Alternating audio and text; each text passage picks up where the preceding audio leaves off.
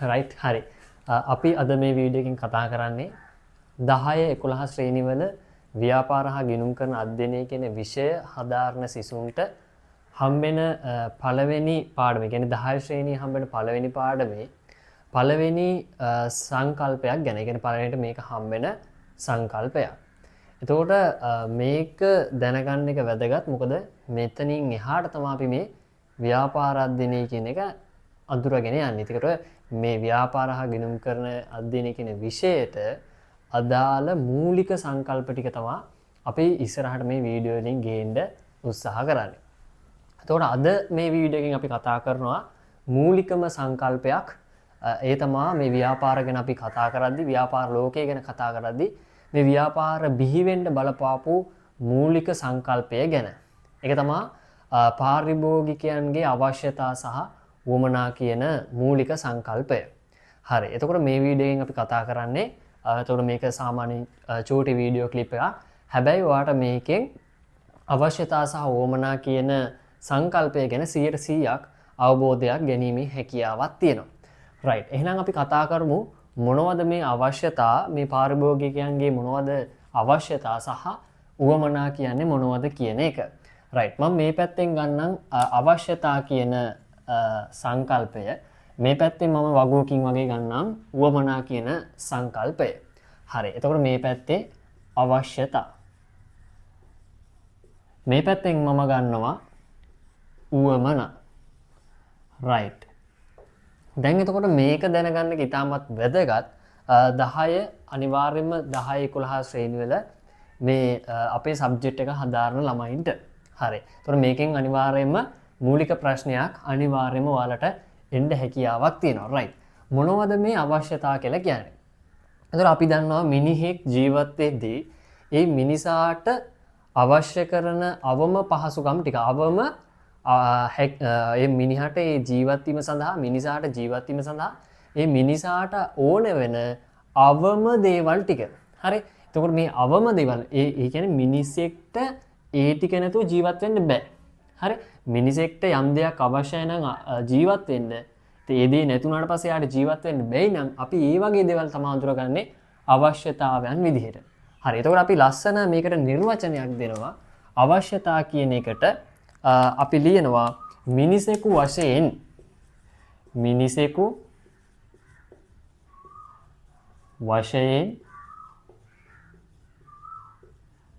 ජීවත් වීමේදී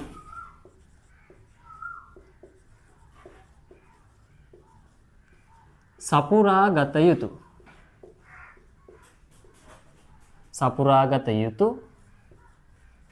අවම දැන්. හරිද? රයිට්. එතකොට මිනිසෙකු වශයෙන් ජීවත් වීමේදී සපුරා ගත යුතු අවම දේවල් තමයි අවශ්‍යතාවන් කියලා කියන්නේ. පැහැදිලිද? එතකොට සාමාන්‍යයෙන් උදාහරණ විදිහට මම ගත්තොත් එතකොට බලන්න මෙන්න මේ දේවල් නැතුව ඔයාලගේ ජීවිතේ පවත්වාගෙන යන්න පුළුවන්ද? පළවෙනි දේවල් තමයි ආහාර. හරිද? රයිට්. එතකොට ආහාර නැතුව මිනිසෙක්ට තව ජීවිතේ ඉස්සරහට ගෙනියන්න බෑ. හරි? උපරිම වුණොත් දවස් 5ක් 6ක් කන්න නැතුව හිටියොත්, එක දිගට ආහාර නැතුව හිටියොත් ඒ මනුස්සයාට එතනින් එහාට විවිධ රෝග වැළඳිලා ඊට පස්සේ මැරෙන්න උනත් පුළුවන්. හරි? ආහාර. ඊට පස්සේ අපිට දැන් ඇඳුම් පැළඳුම් වගේ දේවල්, ඇඳුම් පැළඳුම් කියන ඒවත් අවශ්‍යතාව විදිහට තමයි දැන් සමාජයේ මිනිස්සු සංකීර්ණ වෙනානේ.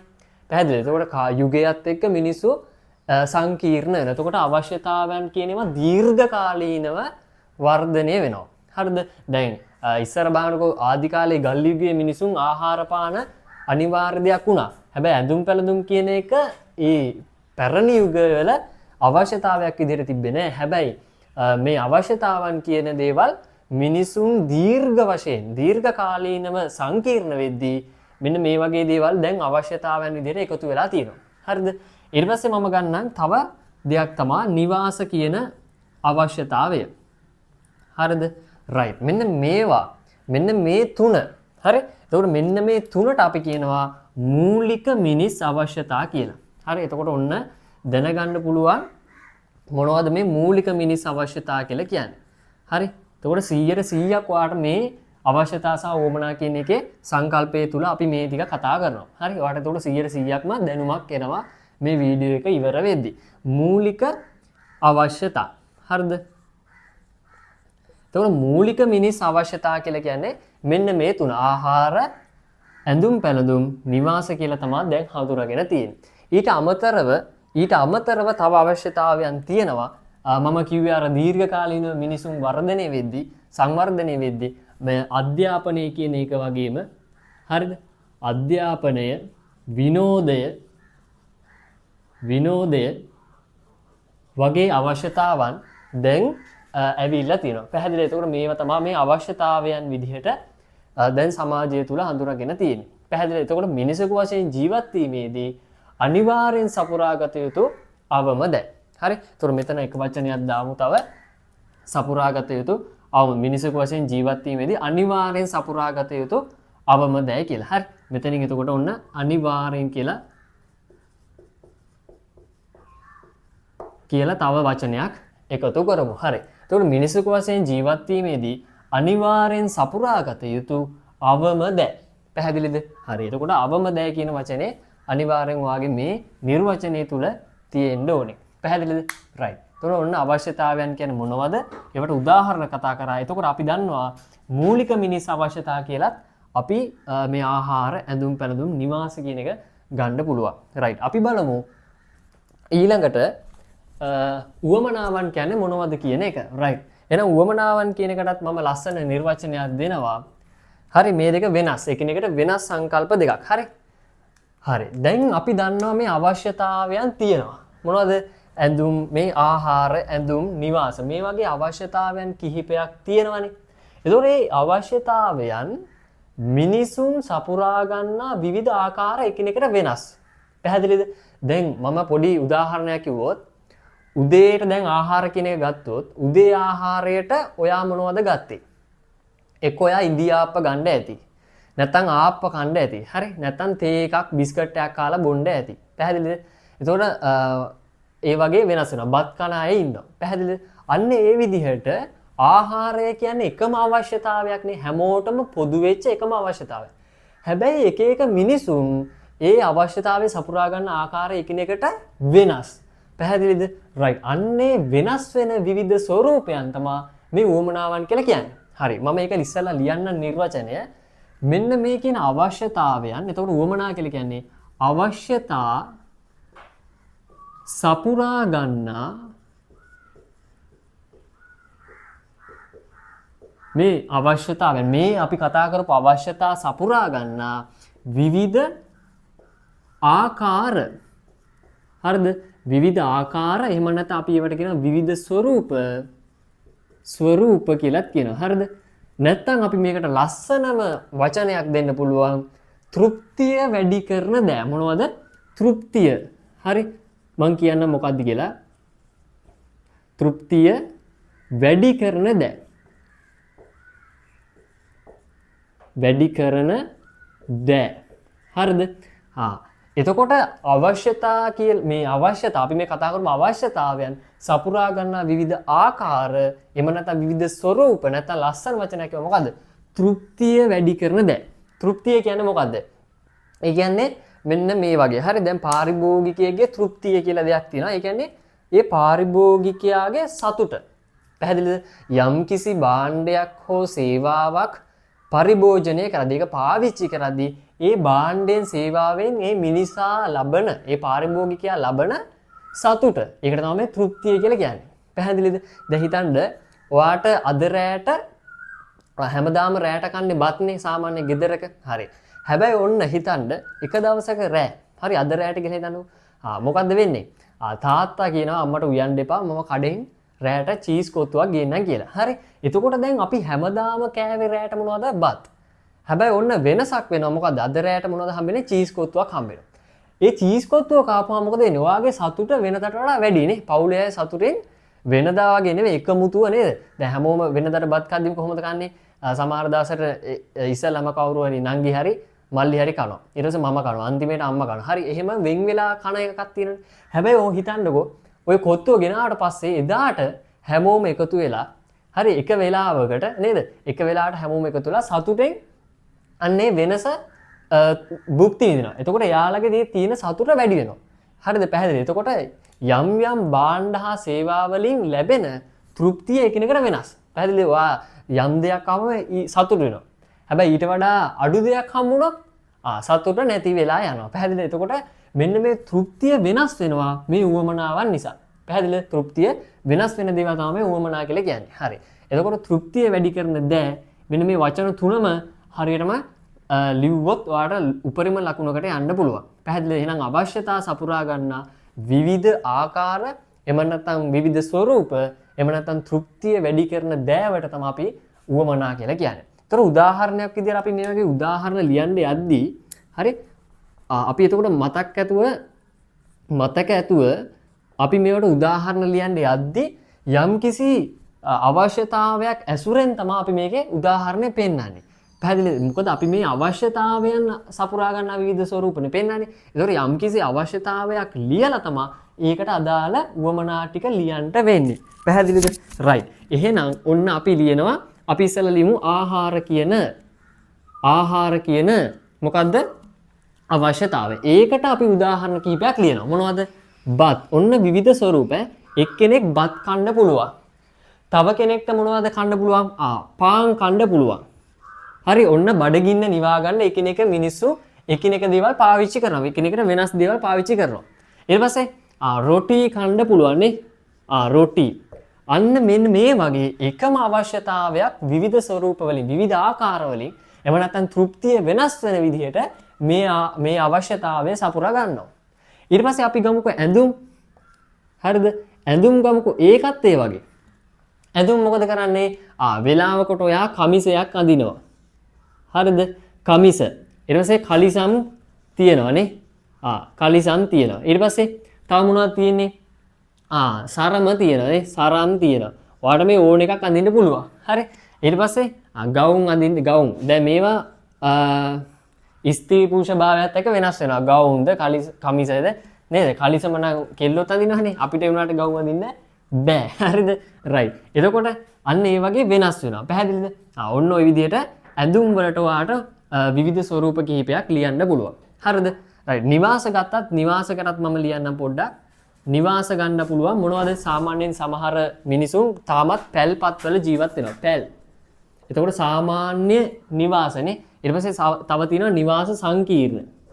නිවාස සංකීර්ණ තියෙනවා. ඒ කියන්නේ නිවාස සංකීර්ණ කියලා කියන්නේ නිවාස ගොඩාක් එක ළඟ තියෙනවා. ෆ්ලැට් කියලා කියන්නේ අපි. එතකොට තට්ටු විදියට මේ ගෙවල් තියෙනවා වෙන වෙනම. ඒ කියන්නේ තට්ටු විදියට ගහලා තියෙනවා. ඒ වගේ ගෙවල් බෙදලා තියෙන්නේ. එතකොට ඒ වගේ මිනිස්සුන් ජීවත් වෙනවා. එතකොට නිවාස වගේ දේවල්ට ඒ වගේ ස්වරූප ටිකක් ලියන්න පුළුවන්. හරි. එතකොට ඔන්න අවශ්‍යතා කියන්නේ මොනවද කියන එක තියෙනවා. ඒවට උදාහරණ තියෙනවා. සහ මෙතන තියෙන මූලික මිනිස් අවශ්‍යතා ටිකක්. ඒ වගේ උවමනා කියන්නේ මොනවද කියන එක තියෙනවා. සහ ඒවට උදාහරණ මොනවද කියලා ලියන එක ඔයාලට මේ ටිකෙන් කවර් වෙනවා. අපි ඉස්සරහට මේ අවශ්‍යතා සහ උවමනාවල ලක්ෂණ පැහැදිලිද? මේ වගේ ලක්ෂණ එකිනෙකට වෙනස්. මොකද මේ දෙක මොකද්ද? වෙනස් සංකල්ප දෙකක් නේ. එතකොට ලක්ෂණ ඉගෙන ගන්න පුළුවන් සහ මේ වගේ වෙනස්කම් මොනවද කියන එක අපි ඉස්සරහට කතා කරමු. right. හරි. දැන් අපි කතා කරමු මොනවද මේ අවශ්‍යතා සහ උවමනාවල තියෙන ලක්ෂණ කියලා. හරි. එතකොට මම මෙතනින් ගන්නම් මේ දෙකේම තියෙන ලක්ෂණ. හරි. අවශ්‍යතා සහ උවමනාවල තියෙන මොනවද?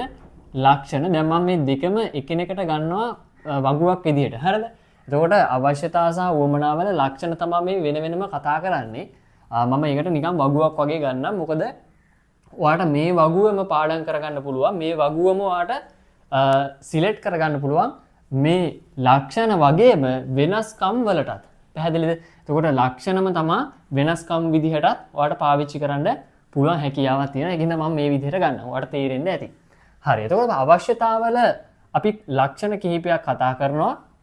ඒත් එක්කම උවමනාවලත් ඒ විදිහටම ලක්ෂණ සහ වෙනස්කම් අපි එකම වගුවෙන් අපි කතා කරලා මේක වීඩියෝ එක නවත්තනවා. හරි. එතකොට පළවෙනි එක තමයි අවශ්‍යතා කියන ඒවා මිනිසෙකුට ජීවත් වීමට අත්‍යවශ්‍යයි නේ. අපි දැක්කනේ අනිවාර්යයෙන්ම සපුරා ගන්න ඕනේ. හරිද? එතකොට මෙතන අපි ලියනවා මොකද්ද? අත්‍යවශ්‍ය වීම. අත්‍යවශ්‍ය වීම. හැබැයි මේ උවමනාවන් කියනවා අත්‍යවශ්‍ය නැහැ. උවමනා කිය මොනවද? සපුරා ගන්නා විවිධ ආකාර. මේ අවශ්‍යතාවයන් සපුරා ගන්නා විවිධ ස්වરૂප ආකාර එහෙම නැත්නම් තෘප්තිය වැඩි කර දෙන්නේ.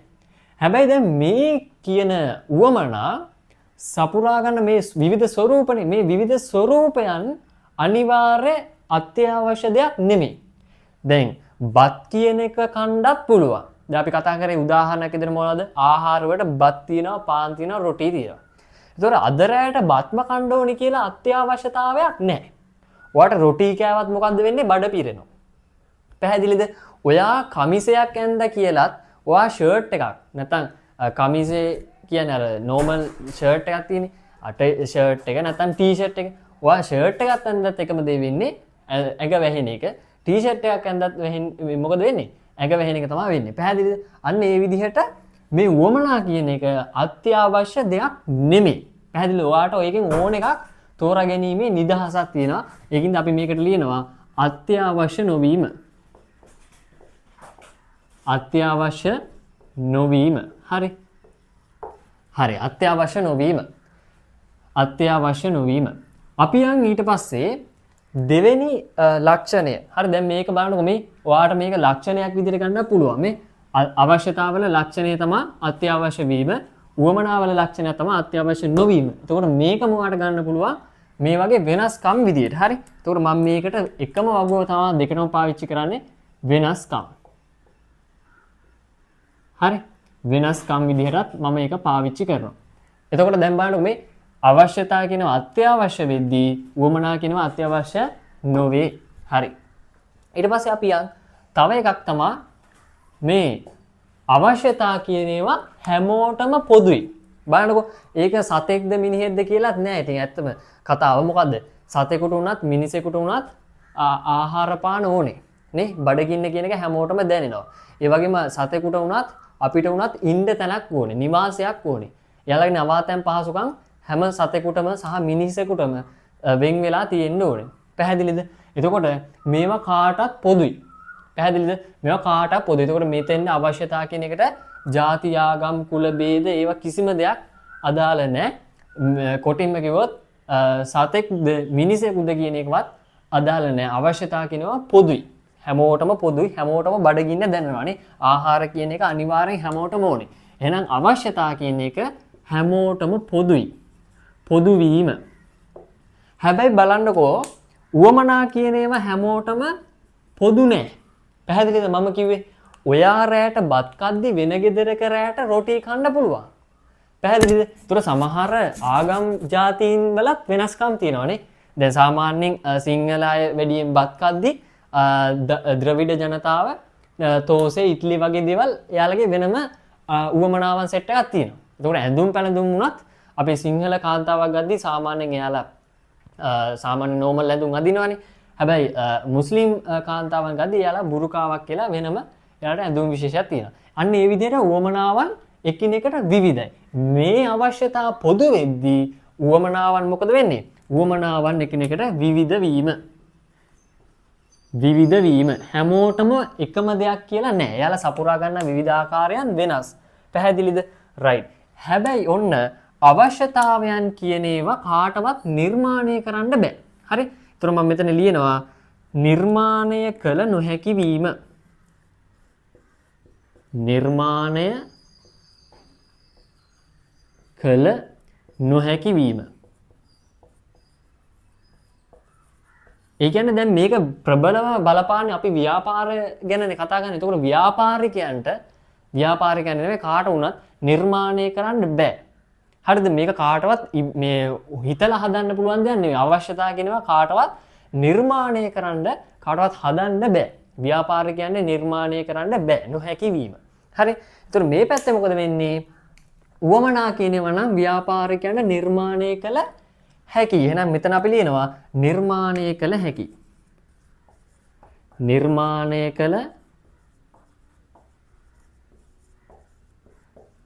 හැකිවීම. හරි. උදාහරණයක් විදිහට මම ගන්නම්කෝ. දැන් ඉස්සර මිනිස්සුන්ගේ අපි හිතමුකෝ බත් විතරයි තිබ්බේ කියලා. ඒ කියන්නේ මිනිස්සුන්ට කන්න තිබ්බේ බත්. හැබැයි දැන් බලන්නකෝ මොකද වෙලා තියෙන්නේ?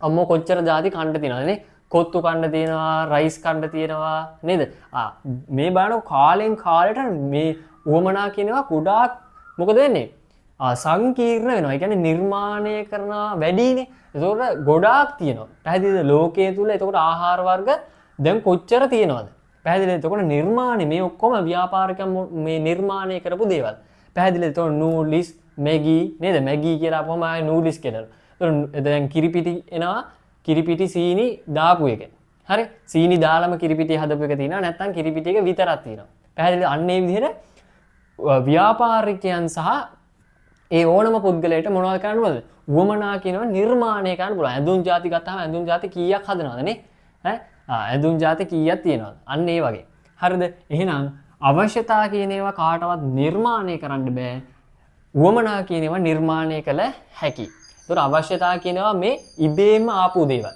නේද මිනිසෙකුට අනිවාර්යෙන් ඉබේම ආපු දෙයක් නේ බඩගින්න කියන එක හරි එතකොට ඇඳුම් පැළඳුම් කියන එක සාමාන්‍යයෙන් මිනිසාට මොකද උනේ මිනිසාගේ දීර්ඝකාලීන වර්ධනයත් එක්ක එයාලගේ ඒ වෙනස් වෙච්ච මොනවද වෙනස් වුනේ එයාලා වෙනස් වුණානේ වර්ධනය වුණානේ ඒතකොට එයාලගේ හෝමෝන වෙනස් වෙලා ඒ විදිහට එයාලා මොකද උනේ වර්ධනය වෙලා ඒ කට්ටියට ඇඳුම් පැළඳුම් කියන එක අවශ්‍යතාවයක් වුණා පැහැදිලි මිනිසුන්ට එතකොට නිවාසත් එහෙමයි නිවාස නම් ආදි කාලේ ඉඳලා තිබ්බා පැහැදිලිද එතකොට මේවා නිර්මාණය කළ හැකි මේවා නිර්මාණය කළ නොහැකි අවශ්‍යතා කියනවා උවමනා කියනවා නිර්මාණය කළ හැකි වීම හරි එතකොට ඔන්න අවසාන එකක් මම ලියන්නම්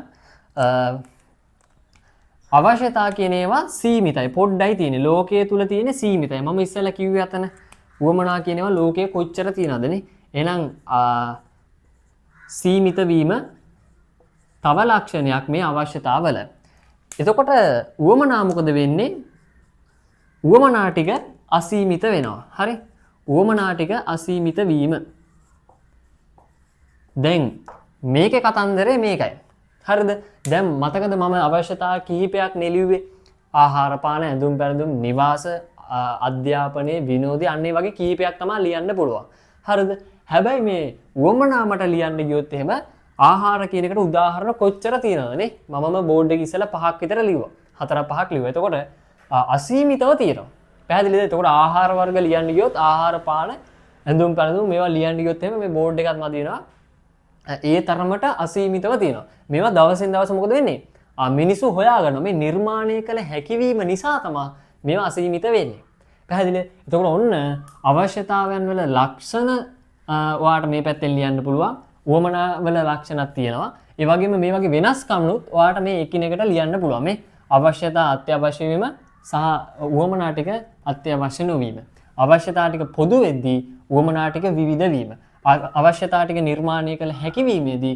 උවමනා ටික නිර්මාණය කළ නොහැකි අවශ්‍යතා ටික නිර්මාණය කළ නොහැකි වෙද්දී උවමනා ටික නිර්මාණය කළ හැකි වීම එතකොට අවශ්‍යතා කියන ඒවා සීමිත වෙද්දී උවමනා කියන ඒවා අසීමිතයි පැහැදිලිද එතකොට ඔන්න අවශ්‍යතා සහ උවමනා කියන සංකල්පය තමයි අපි මේ වීඩියෝ එකෙන් කතා කරේ එතකොට ඔයාලා මෙන්න මේ විෂය ඉගෙන ගන්න යද්දී මූලික සංකල්පයක් මූලික දැනුමක් තමයි මේක ගත්තේ මොකද ව්‍යාපාර බිහි වුණේ මේ අවශ්‍යතා සහ උවමනා ටික වර්ධනය වීමත් සමග එහෙනම් පළවෙනි පාඩම ඔයා ඉගෙන ගන්න යද්දී අනිවාර්යෙන් හම්බ වෙන සංකල්පයක් තමයි මේ අවශ්‍යතා සහ උවමනා කියලා කියන්නේ රයිට් අපි මෙන්න මේ විදිහට ඉස්සරහට චූටි සංකල්ප වලින් වීඩියෝ කරනවා එතකොට ඔයාලට පුළුවන් මේවා පොඩ්ඩක් බලලා ඔයාලගේ මූලික දැනුම සහ ඉදිරියට තියෙන දැනුම ටික හදාගෙන ඉස්සරහට ඔයාලට මේ විෂය සඳහා ඒ සාමාර්ථයක් ගන්න. එහෙනම් අපි තවත් වීඩියෝ එකකින් ඉස්සරහට හම්බෙමු. Thank you so much video එක බැලුවට. right